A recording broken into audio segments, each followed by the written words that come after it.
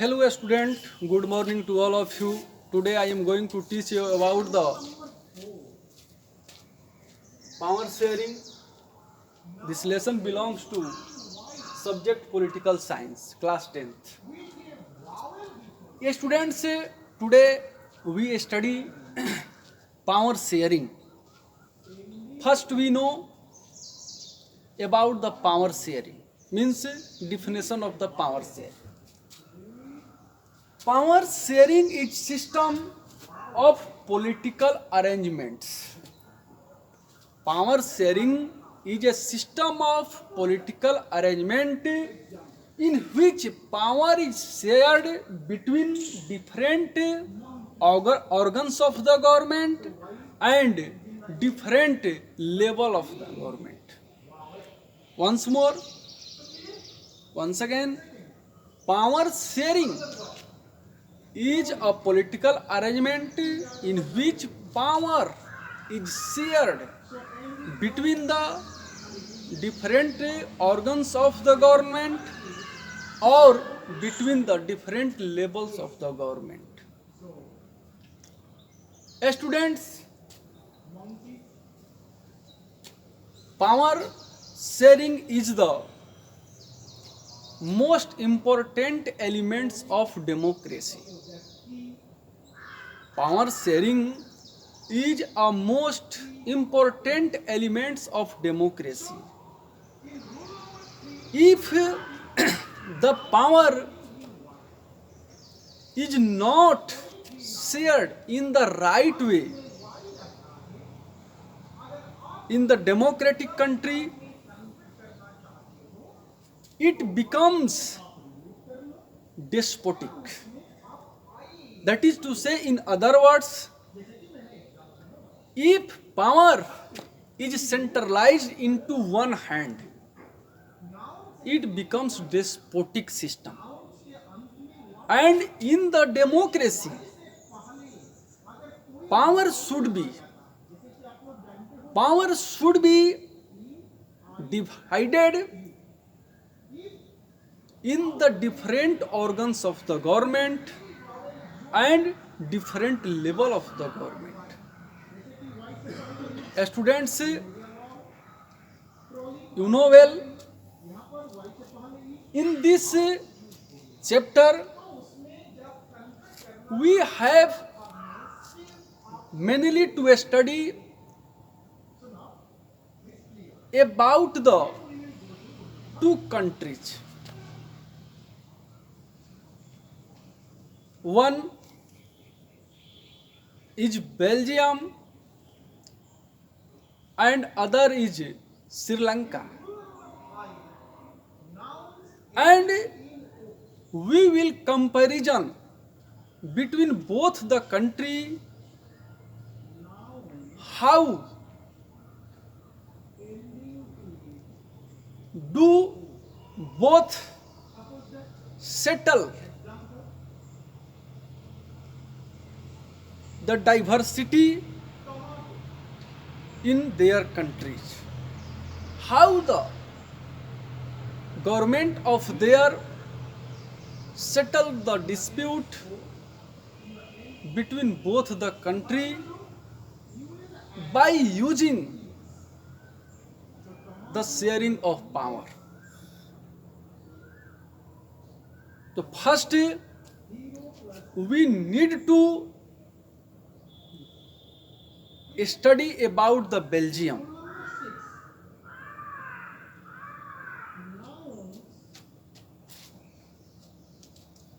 First we study about the Belgium and we will know the population of Belgium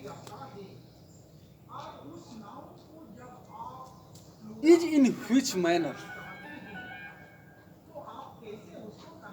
how much types of people, how much types of community are there in existence. First we know about the Belgium. Belgium is the small country of Europe.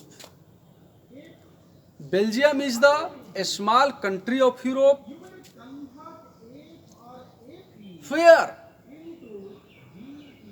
two types of community are majorly live. One is French speaking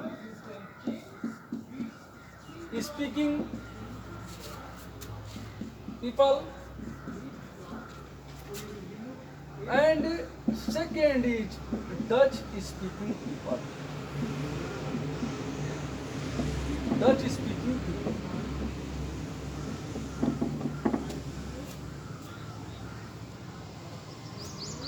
The French speaking people live in Wallonia region. Wallonia region, Wallonia region,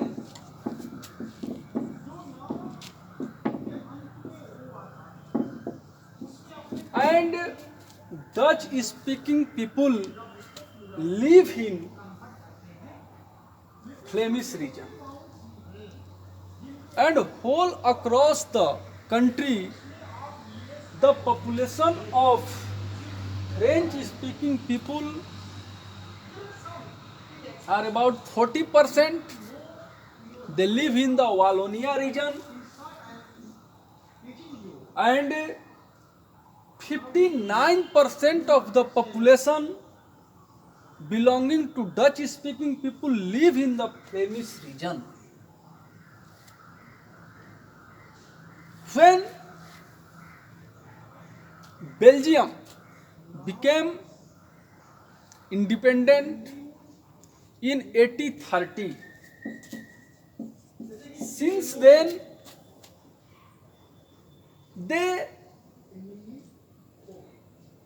it means the government of Belgium supported the French speaking people. Whatever rule and regulation were passed by the government, they were only passed in the interest of French speaking people. But in the whole country, Dutch speaking people are in major, and in the whole country French speaking people are in minor. But in the vision of educational, in the vision of economical prosperity, the French speaking people are more richer than the Dutch speaking people in the Belgium. Even if the Dutch speaking people are major in Belgium, but in the context of economic, in the context of educational system, the French speaking people are much more prosperous in comparison to the Dutch speaking peoples. And the capital town of Belgium are Brussels, where the 80% people live belonging to the French speaking, and only 20% people belonging to Dutch speaking live in the capital town of Brussels. It means the whole of the country, over whole country, Dutch speaking people are major in population, and the capital of the Belgium in Brussels, French speaking people are in major, and the French speaking people are more prosperous in comparison to the Dutch speaking people in the context of education and economic prosperity. So, since 8030, the government means the capital government of Belgium and the central government, whatever policy were made by them, they were only made in the interest of French speaking people because they are strong, prosperous, and educational in comparison to the Dutch speaking people. But with passing the time,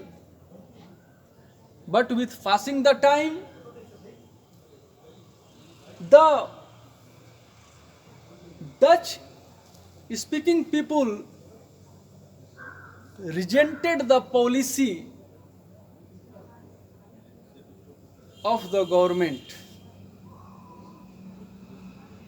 and they demanded educational, social and economical right for the government. And due to that resentment, in the decades of 1950 to 1960, between the both community, a violent, intense occurred, in which many people were killed from both the sides. But at last, the government of Belgium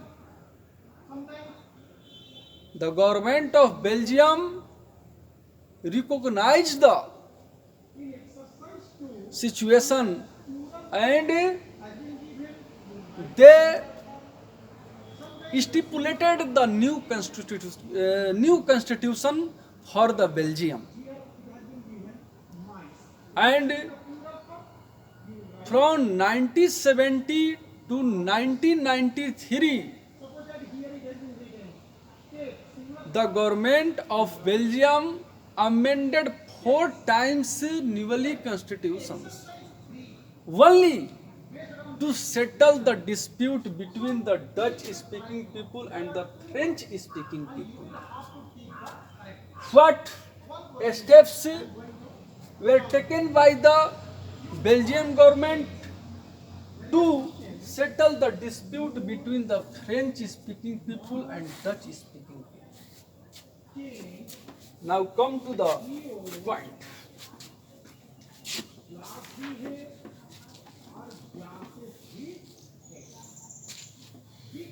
First, the steps which was taken by the Belgium government to settle the dispute was that first, equal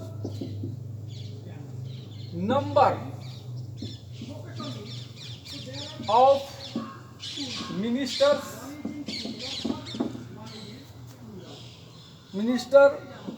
for both the groups.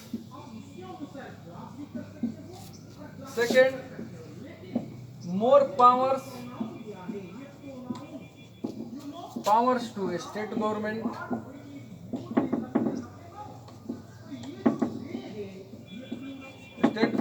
Third, equal representation at the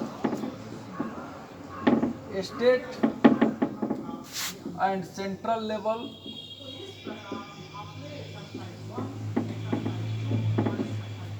And four, formation of community government.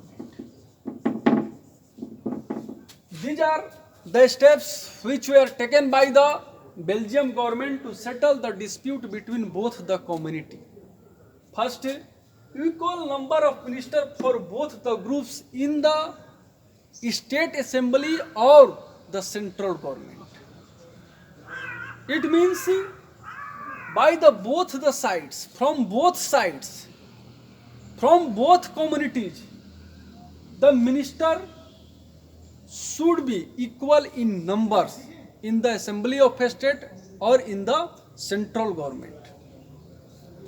Second, the central government has been given more power to the states.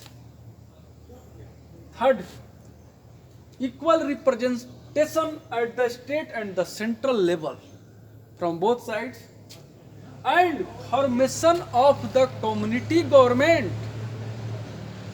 and it is such a government in Belgium which preserve the culture, language and religion of the specific community. These types of right has been given by the central government of the Belgium for the community government. And these kinds of steps which were taken by the Belgium government to settle the dispute between both the community. It means the government of Belgium took the accommodating policy. Accommodating policy is that policy in which the government settled the dispute according to the situations. According to the situations, when the government settled the dispute between the community, it is known as the accommodating policy. Students, now we will study about the case study of the Sri Lanka. Now we will study about the case study of Sri Lanka. Sri Lanka. Sri Lanka, this is the island country and that is far away from 29 kilometers from the Tamil Nadu states. And it is situated in the south part of India and comes under the South India. It is the island state. In this country, first I have to make you recognize Sri Lanka became independence in 1948. From that time, there are mainly two kinds of community existing there. First is Sinhala, total population 74%, and second, major population of the Sri Lanka, Tamil, and third, Christian. 8% of the whole population, 18% of the whole population, total 100%.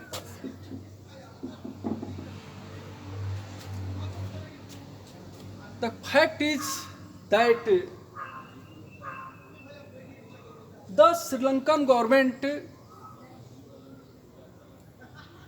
what steps has been taken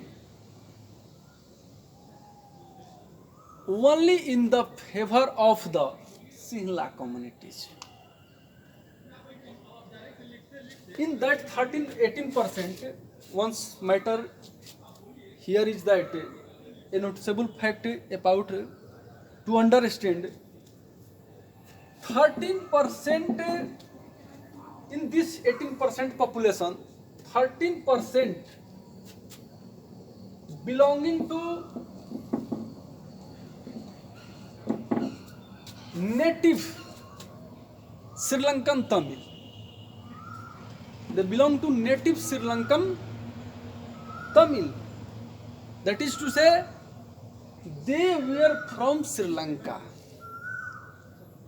And in this population, 5% of the Tamil belongs to India from the Tamil states. And they were brought by the British government for the purpose of plantation across the Sri Lankan island. Their policy of the government is in favor of majoritism. In majority, Sinhleha community is in existence. In majority, Sinhleha community is in existence. That is 74% population of the Sri Lanka belonging to the Sinhleha community, and they are follower of Buddhism. They are follower of Buddhism. They are follower of Buddhism, and they belong to the religion of Hindu or Muslim, and Christian is 8%. The fact is that whatever policies are taken by the Sri Lankan government from 1948,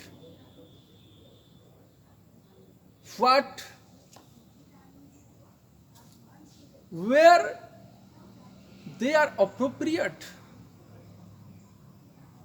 what were they appropriate?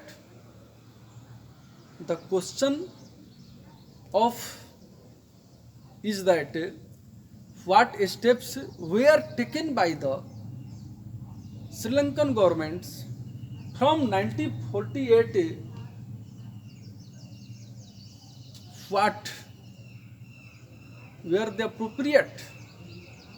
The question, the answer of this question is no. Because whatever policy were made by the Sri Lankan government, they are only made by in the interest of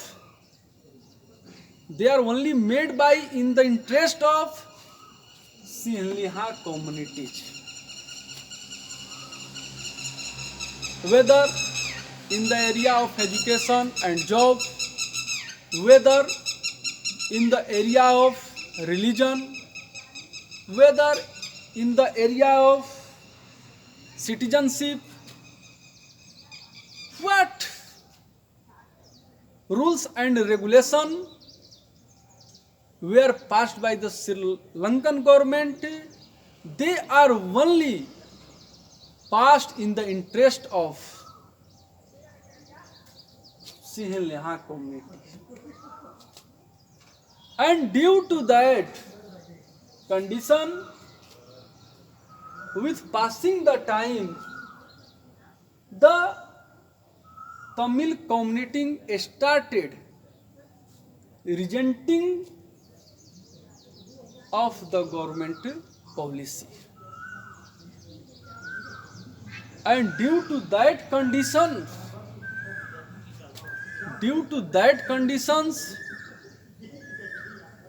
Sri Lanka fell into the civil war. Sri Lanka fell into the civil war. Civil war is the condition in which many communities of the country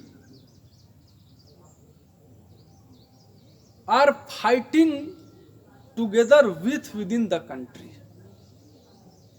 for their dominance over each other. And thus Sri Lanka fell into the civil war, and the violence occurred in 1983 when the Tamil community of Sri Lanka demanded the government for given the right as official language of Tamil and demanding the Tamil Elam, अर्थात for the special state of Tamil. Two demands has been demanded by the Sri Lankan Tamils. First is that for Tamil as official language, and second is that a separate state for the Tamil. But the government has not accepted the demand of the Tamil peoples. And after that, the civil war occurred in the Sri Lanka, and almost 7,000 people were killed from both the sides. So we arrive at that conclusion. The majoritarianism policy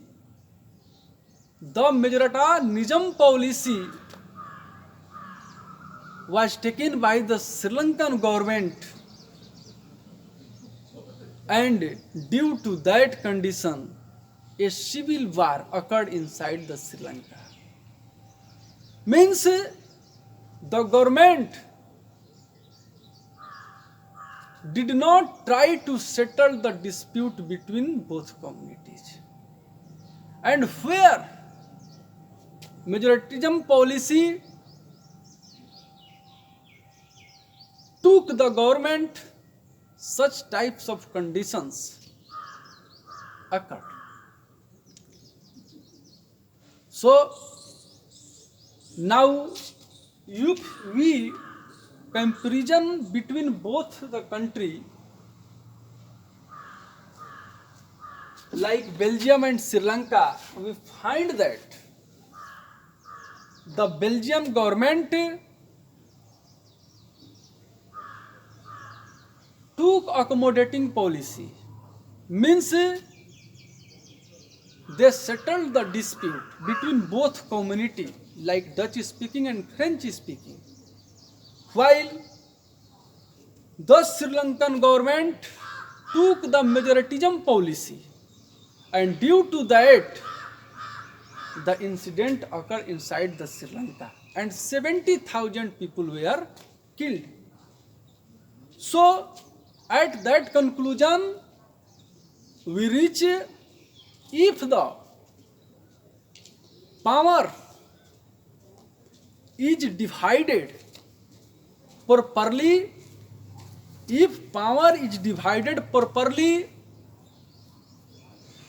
it leads the nation on the way of integration. While power is not divided properly on the different organs of government, on the different level of government, it leads the nation on the way of disintegration, as you have already seen in the Sri Lanka and already as you have seen in the Belgium. Belgium